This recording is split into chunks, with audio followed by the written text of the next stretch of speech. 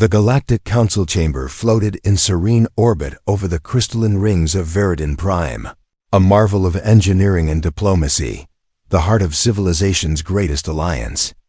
Delegates of 100 species shimmered in holographic splendor, arrayed like jewels in a circle of cosmic harmony.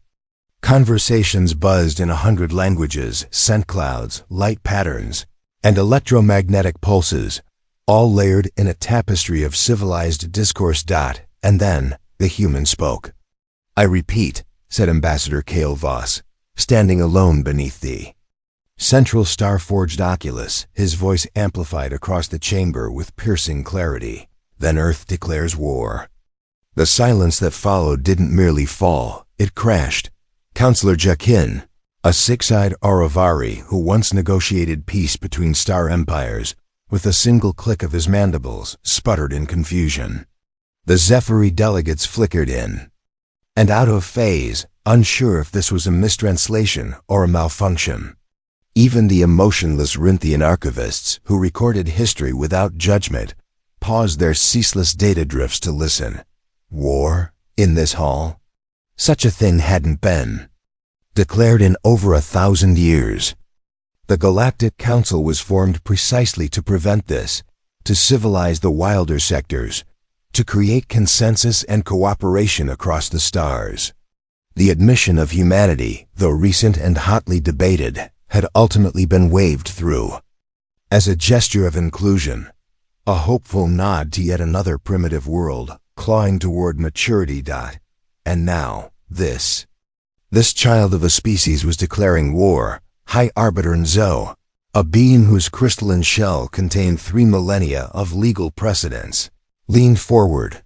"Ambassador Voss," it said in measured tones, "war declarations are not permitted within Council jurisdiction." You are in violation," Voss interrupted, eyes cold and steady. "The Zorathi have razed 13 of our outer colonies, enslaved civilians. Butchers in Council armor. We brought evidence. And for 3 sessions, you debated trade treaties instead." His voice was not raised. It didn't need to be. It cut through the Council like a blade of old iron. "The matter is under review," hissed the Zorathi delegation, their scaled hides twitching. "Your colonies were unlawfully established in neutral sectors." "We lost millions," Voss said. "Not soldiers, children, farmers, artists. You expect us to wait another 5 cycles for a resolution?" He turned slowly, addressing the full chamber. "You think because we are new, we are weak? That because we speak of peace, we are soft? That because we seek diplomacy, we don't understand war?" Counselor Thizezkel of the Drazari, a species that lived through 6 extinction events and learned peace the hard way, clicked his beak twice. "You would defy the consensus of the galaxy?" "No," said Voss. "I defy your apathy." Another silence. But this one was different. Counselor Elteri, a silken-bodied telepath from the garden world of Then, leaned toward her neighbor. "Are they serious?" she asked in a mental pulse. "Do they even have a war fleet?" The Rinthian archivist processed 4 million historical data points before answering in monotone. "Records show they possess no significant force. Their ships are outdated. Their technology baseline is 300 years behind standard." The chamber relaxed. Chuckles rippled through the higher tiers. A few Zorathi even dare to sneer humans. Always dramatic, but Voss didn't move. Didn't blink. He stood there, still, composed, watching them all as if he had expected every word. "Dismiss it if you want," he said, his voice quiet now. "Mock it, scoff at it. Record your statistics and make your projections. But remember this: Earth never forgets." With that, he stepped back, tapped his chest once in a silent salute, and vanished in a beam of cobalt light. For a moment, the Council was still. Then the room exploded into noise. Translators buzzing, arguments erupting. Emergency committees forming on the spot. The war declaration would be voided, of course. Sanctions filed, reprimands issued. No species had defied the Council in a millennium. But behind the polished speeches and the procedural panic, there was a whisper rising in the background, a single question flickering across neural links and private diplomatic channels. What if they mean it? On the edge of the Council spire, watching from a private viewing platform, a lone figure sipped from a crystal chalice. His form was indistinct, a shimmer of light and shadow, but his eyes, if one looked closely, were unmistakably human. He watched the chaos unfold below and smiled. They didn't understand. Not yet. They had seen humanity's technology, its politics, its fractured culture. They had measured Earth's strength by its fleets, its databases, its official records. But they hadn't read the stories, hadn't understood the ancient ache in human myth, the madness in their resolve, the relentless fury of a people who had torn gods from the sky and clawed meaning from an uncaring universe. The Council saw a primitive species with fire in their veins. They hadn't yet realized that fire was the point. And soon they would burn. The silence of space was a lie. To the untrained eye. The fringe human colonies along the Dendra line looked abandoned. Derelict structures floated in orbital decay, vast hydroponic farms left to rot. There was no chatter on the public bans, no signatures on standard galactic comms. Just ghost towns on rock and ice. The Zorathi commander, High Talon Verkris, watched from the bridge of his battlecruiser as the final scans came in. No heat blooms, no power cores active, no defensive emplacements. His mandibles clicked with satisfaction. Humans don't even know how to retreat properly. He sneered. Around him, the crew chuckled, low, guttural growls of amusement echoing through the obsidian hull of the ship. Dozens of Zorathi warships loomed behind them, forming a crescent formation across the broken edge of human-claimed space. The Dendra line was breached. Earth's outer shell was being peeled away, sector by sector, and still no real resistance had come. No orbital fleets, no countermeasures, not even a diplomatic overture. The humans were running, and yet, there was something wrong. On Cradle 9, one of the first colonies to fall, the ground teams had reported strange things. Empty towns arranged in perfect symmetry. Power lines cut with surgical precision. Food stores left untouched, but weapons, even antique hunting rifles, stripped from every home. Statues missing, murals defaced. In one case, an entire square had been repainted with a single, crude emblem, a crimson handprint smeared over a circle of black. When the local commander had asked what it meant, the human prisoners had only laughed. Not in panic, not in hysteria, but in knowing. Then there were the disappearances. Zorathi logistics teams stationed in captured colonies reported crew members vanishing without trace. Entire shuttles disappeared mid-docking. One planetary facility lost 32 soldiers in a single night, all gone without a single sensor alert or combat log. Surveillance footage simply cut out, time-skipped, or glitched with static. Verkris dismissed the reports as superstition. Humans were chaotic, yes, but weak. Emotional creatures, overly reliant on instinct and mythology. They lacked the discipline to be truly dangerous. Still, something itched at the back of his skull. 3 days ago, a scout vessel had tried to trace the path of a fleeing refugee convoy. They'd followed the human ships into the outer Kuiper belt of the Vega system. 12 hours later, the scout's final broadcast arrived. Audio only, distorted by solar interference. A single sentence repeated over and over. Let the stars bear witness. No coordinates, no telemetry. Just those 5 words, pulsing with cold defiance. The scout never returned. Council observers grew concerned. A handful of minor species submitted formal inquiries to the central hub on Viridin Prime, quietly questioning why humanity wasn't fighting back. Counselor Jacquin dismissed their worries with a placid response. Humans are adaptable but limited. Their silence is simply surrender by another name. But the pattern didn't hold. The Draxian relay, a critical satellite between Earth's trade routes and the Council, went dark, completely. One moment it was relaying cargo manifests and political chatter. The next it was broadcasting white noise.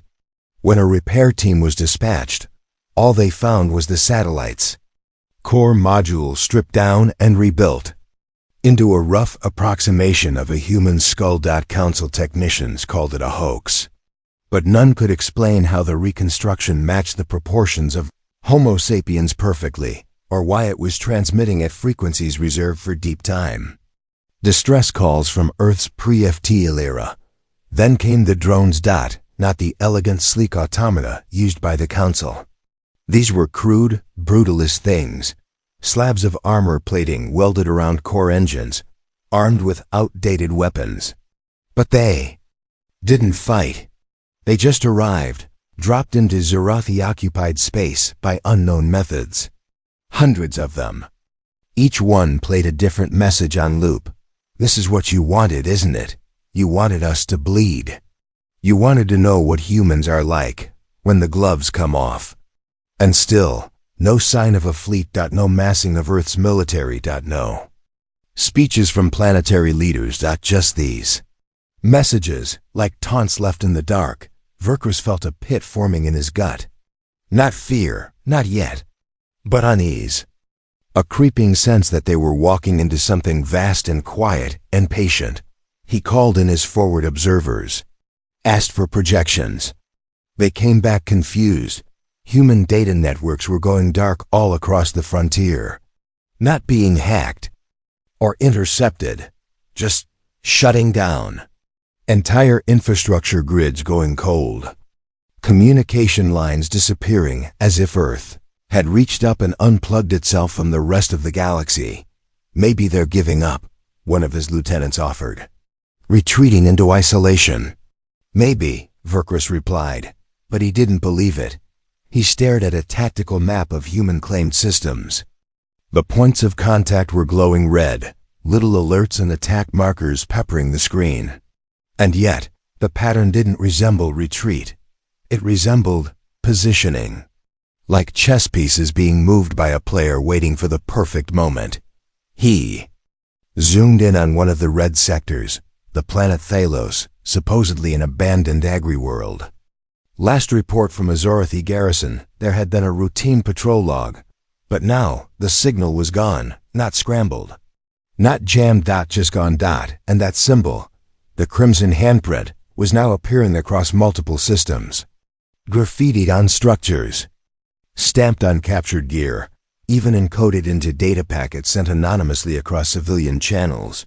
"Sir," said his comms officer quietly, breaking the silence. "We just lost contact with forward base Theta."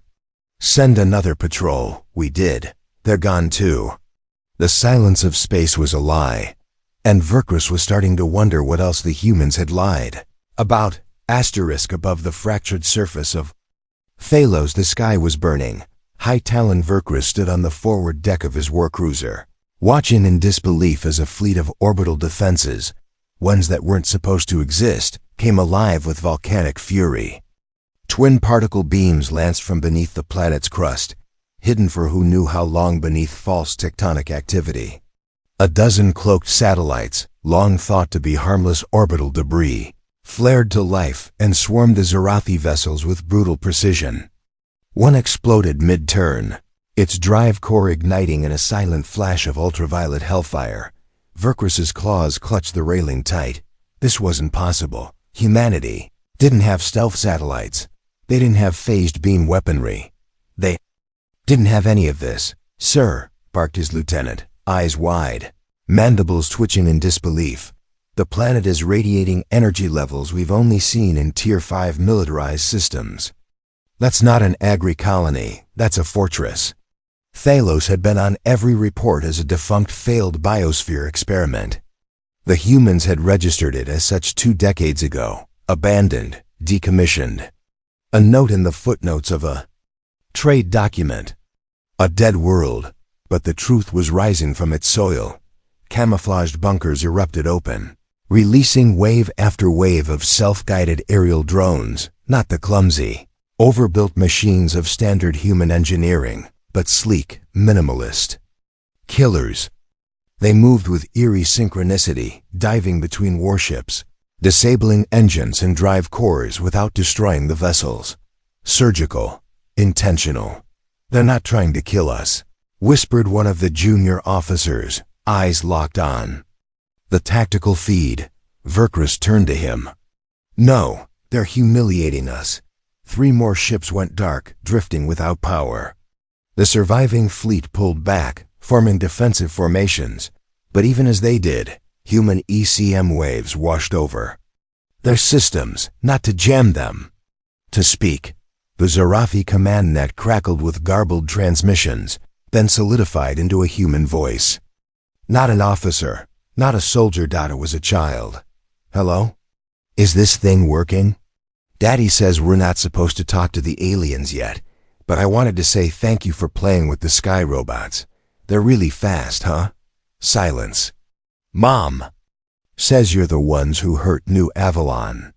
She said we're gonna get you back. She said we always get back up, even when the monsters hit us first." The channel cut. No threats.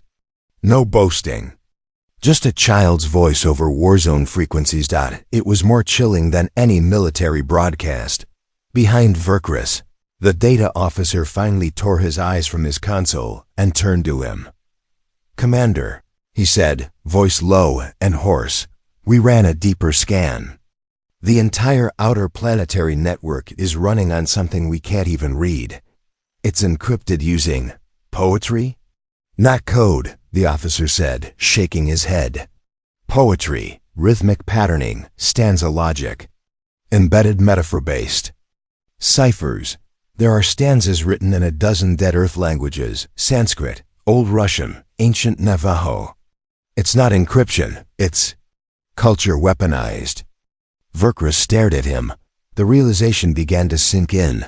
The humans weren't behind. They weren't primitive. They had never stopped advancing. They just advanced differently. While the Council had built sleeker ships, cleaner code, purer logic, humans had turned inward. Made war part of art, made history part of infrastructure. They had hidden an entire second civilization under the skin of the one they showed the galaxy.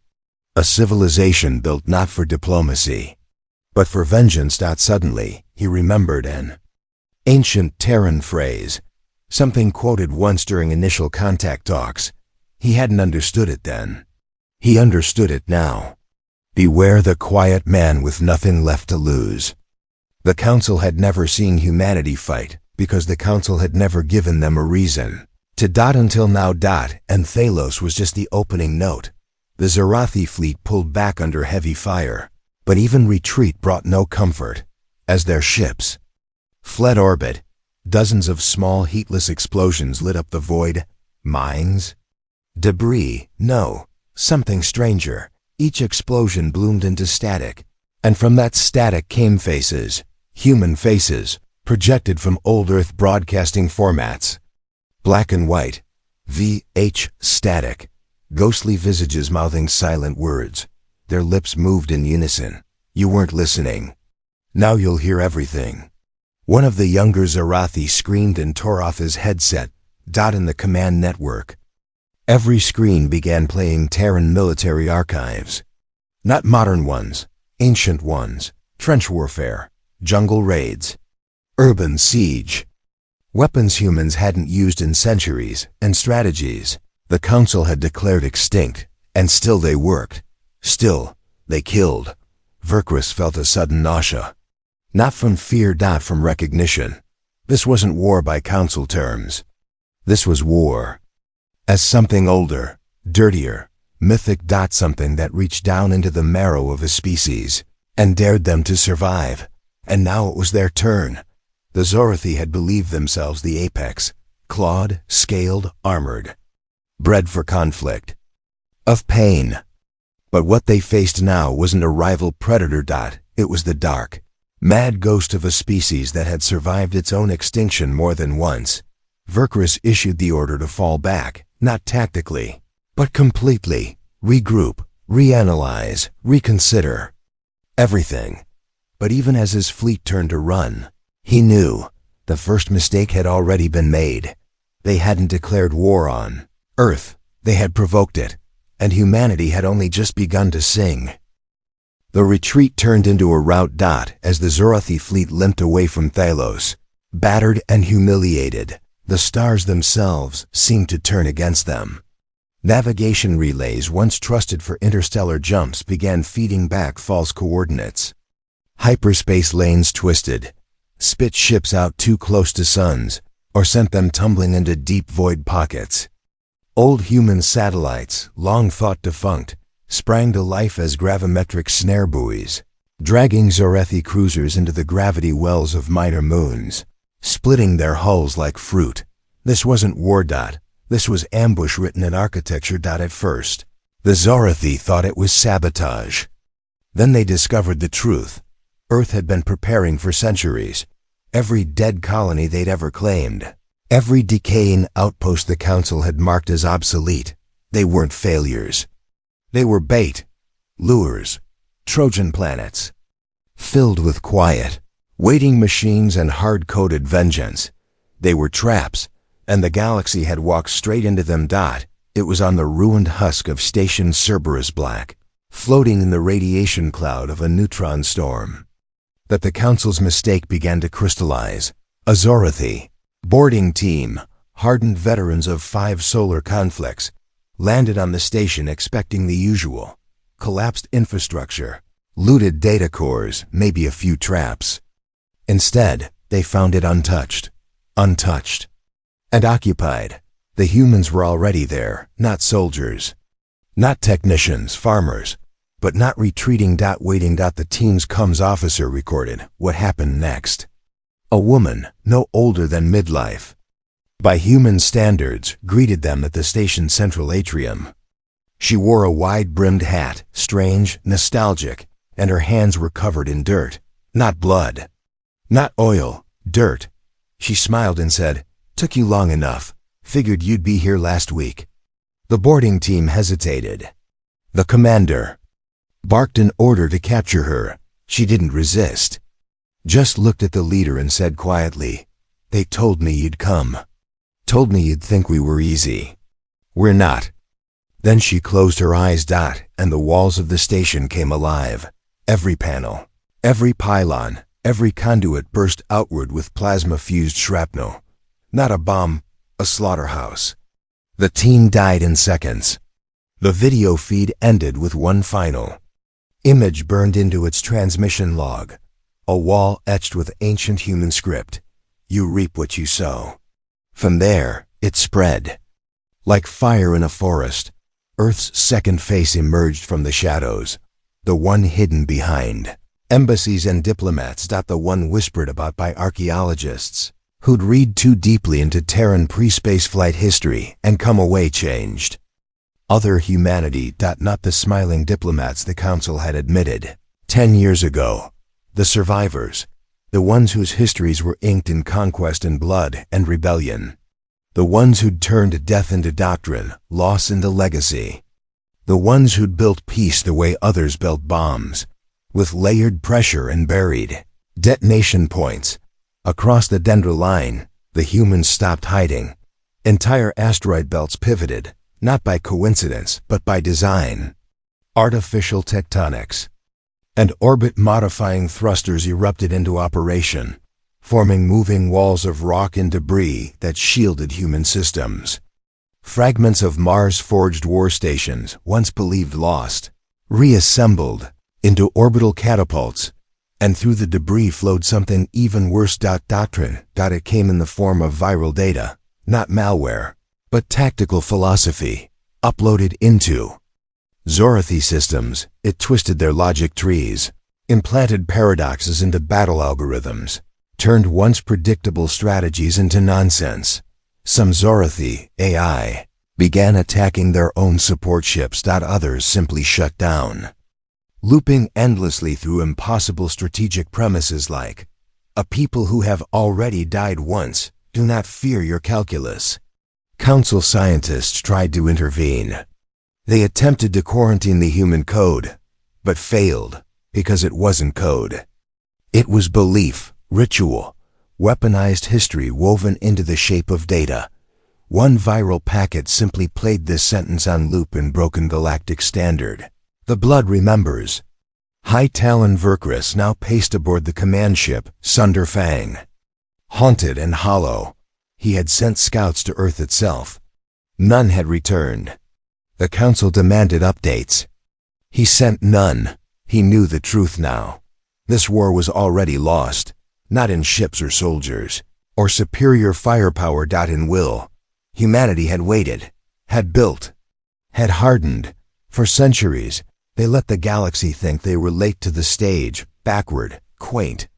They wore that mask like armor. And when the first blow came, they took it, like Flint takes the strike. They were not just fighting now, they were igniting. Vercris called a war council of his remaining lieutenants. His claws drummed on the display table. Planetary losses were stacking. Morale had cratered. Entire legions were deserting, whispering about red handprints and voices in the dark. He showed them one final intercepted message, pulled from a wrecked Terran drone. A child's voice again.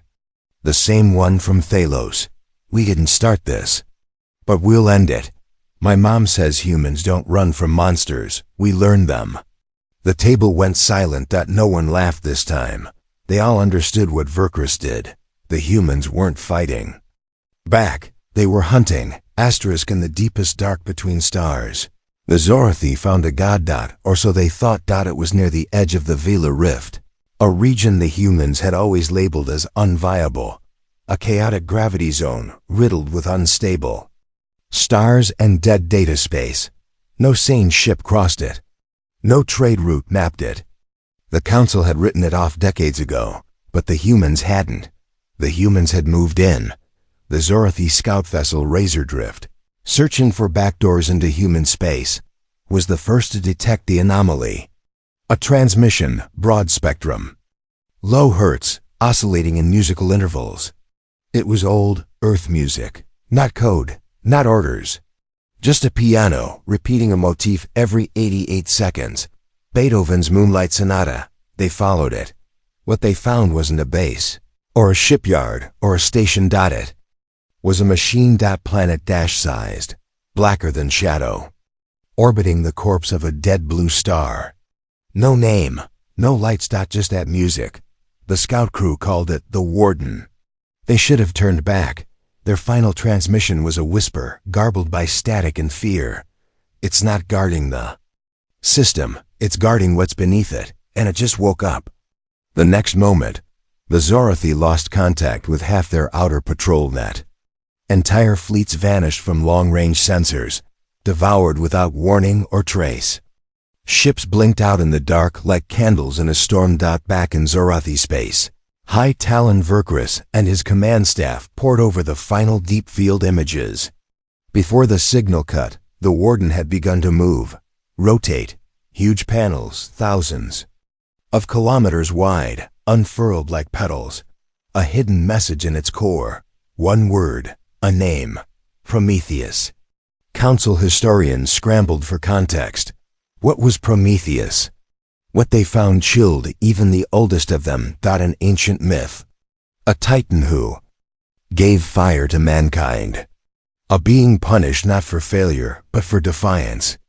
For daring to uplift something dangerous. Prometheus was not a war machine. It was a warning.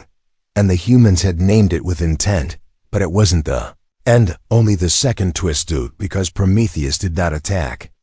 It simply broadcasted its signals. Flooded every known council system, every Zorathi battle net, every encryption channel. No virus, no hack. Just information. Truths. War footage never shared. Bioweapons developed by council races and used in secret, exposed in full detail. Slavery contracts signed behind closed doors by peaceful member species, betrayals, genocides, broken treaties. And then, at the bottom of every file dump, the galaxy made us this way. The council fell into chaos. Political assassinations spiked. Riots bloomed across core worlds. All eyes turned on each other. And in the center of it all, humanity stood silent, not gloating, not boasting. Waiting. Because the real weapon wasn't Prometheus. It was trust, broken beyond repair. The galaxy had turned on itself, and into that confusion came them. The scorched. Until that moment, they had been myth. Rumors whispered on deep space relays. Ghost stories told by fringe colonists and mad spacers. Humans, volunteers, refits, warriors who'd walked off the edge of humanity and come back with fire in their veins and war in their lungs. Cybernetic monstrosities clad in Terran steel. Minds spliced with ancient war is in memory stacks going back to the fall of Luna. They did not speak. They did not negotiate.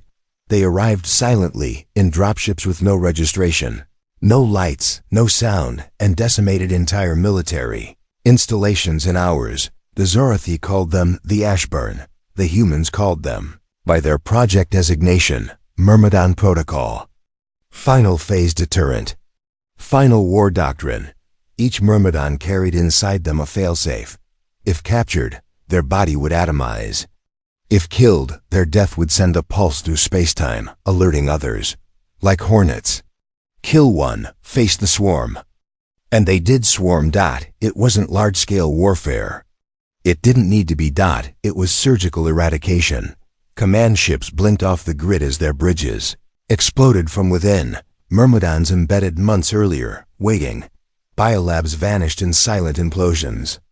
Council think tanks were dismantled not with bombs, but with whispers. Blackmail dropped into their networks. Secrets exposed at the moment of attack. And always, just before every strike, the same signal went out. A single word in Old Earth Latin. Humanitas. No species had used the word in 10,000 years, but the Myrmidons said it like a prayer. The Zorothi cracked. They had believed in dominance. They had believed in superior breeding, superior arms, superior structure. But humanity had turned its chaos into a doctrine, had made unpredictability into a battlefield advantage. And then came the final realization. It wasn't just Earth. They had allied. Old enemies, fringe civilizations, uplifted species with grudges against the Council. Even Rogue is once hunted to extinction. Humanity had made them promises. Sanctuary. Revenge. A future. In secret, the humans had been uniting the forgotten, the broken, the betrayed. Earth had become the center of a coalition no one had ever seen coming. The last thing Vercris received before the Council cut off outer comms was a message from one of their own, a Talon general who had defected. You wanted to fight the humans at their worst. You didn't know you gave them reason to become their best. And now, you've taught them to never forgive. Vercris, alone in his failing warship, watched the human fleet finally decloak. Thousands of ships. Millions of eyes. And above them all, a single Terran flagship with its name burning in all languages. We remember Avalon.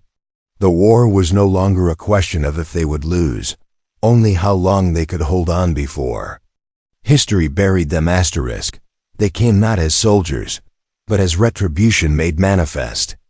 The human fleet surged through the edge of Council space like a tidal wave, not in formation, but in consequence. Hundreds of ships, their designs mismatched, asymmetrical, raw.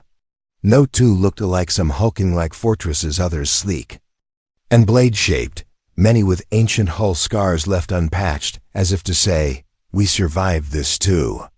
And at the center, the flagship Avalon Reborn, glowing with reactor heat and ancient vengeance. High Talon Vercris watched from the bridge of his battlecruiser Void's Dominion, jaw rigid, breath shallow. His command staff stood frozen as the human fleet dropped out of fold space, not at the edge of the system, but inside its heart. Near the capital, near the war core, the humans had bypassed the last defenses. Again, a junior tactician whispered, How did they? Vercris cut him off with a raised claw. He already knew the answer. Humanity had never played by the rules. They studied them, cataloged them, then weaponized the gaps. Human ships didn't follow standard jump points. They dove through gravitational tides like predators through smoke. Some had cores cracked open and bound together with quantum link chains. Some burned their own captains alive to stabilize. Micro-wormholes ritual sacrifice turned into physics. And now they were here. The Council assembled its last stand in orbit around Velthari Prime, the shining jewel of Zorathi influence. Hundreds of defensive platforms, planetary plasma lances, automated dreadnoughts. The last Great Wall. The humans didn't flinch. They charged. It began in silence. A breathless moment where time held its lungs. Then the Terrans opened fire, and hell answered. Every gun, every beam, every spike of hyperkinetic rail cannon burst with a synchronicity that defied logic. Like they were all dancing to the same ancient drumbeat. Entire orbital fortresses went dark before they could lock targeting. Zorathi fighters scrambled to meet them, only to vanish into clouds of tungsten fletchettes that sliced ships open like fruit. Then came the second wave. The drop. Pods rained down like meteors onto Velthari Prime. Not troops. Not tanks. Monuments. Statues of broken Terran cities, forged from the ruins of Earth's once shattered metropolises. A ruined Detroit skyline. The battered arcologies of old Lagos. The shattered husk of Mumbai.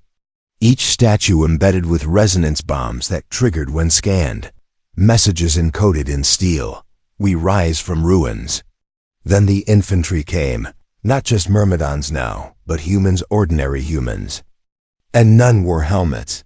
The Council thought it a weakness. It wasn't. It was a message. We don't fear you. We want you to see who's killing you. Ground combat erupted in corridors of Council citadels, under the black sky of Velthari. The humans moved like a force of nature. No centralized command, no traditional lines.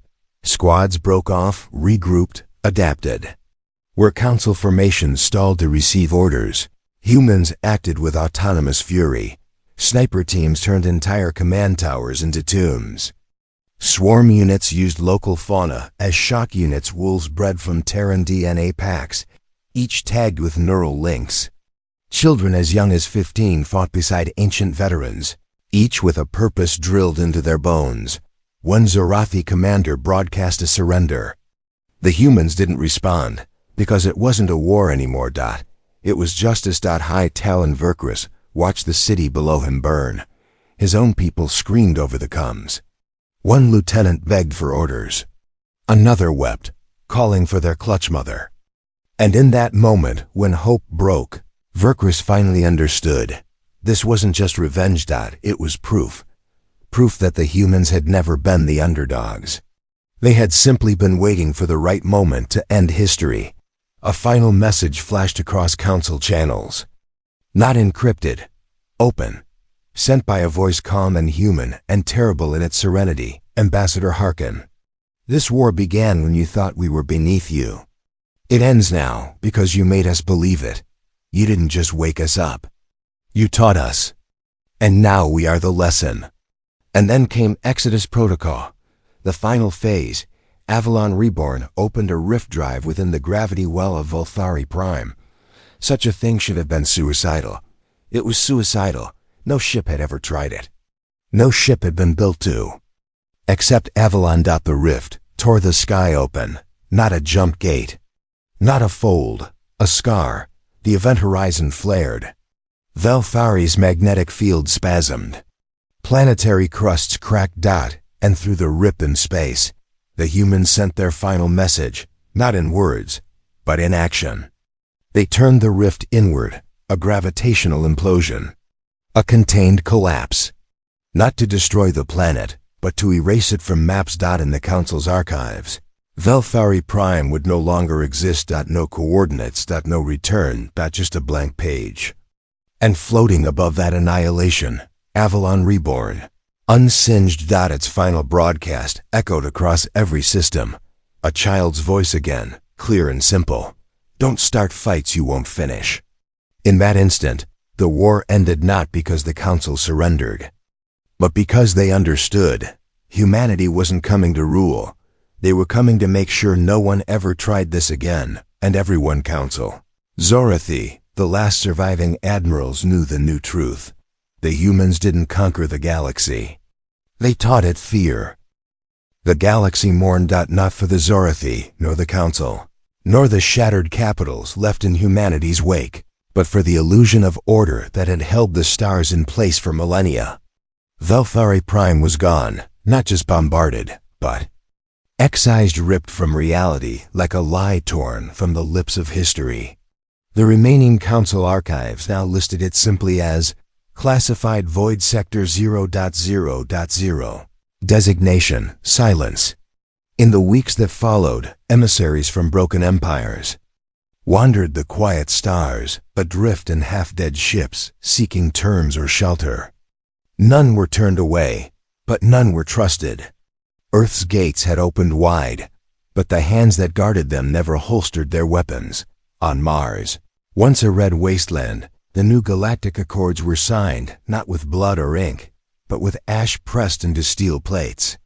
Signatories were required to walk the ruins of Vale's caldera, past the preserved remains of the Martian resistance massacre, one of the early sins the Council had long denied.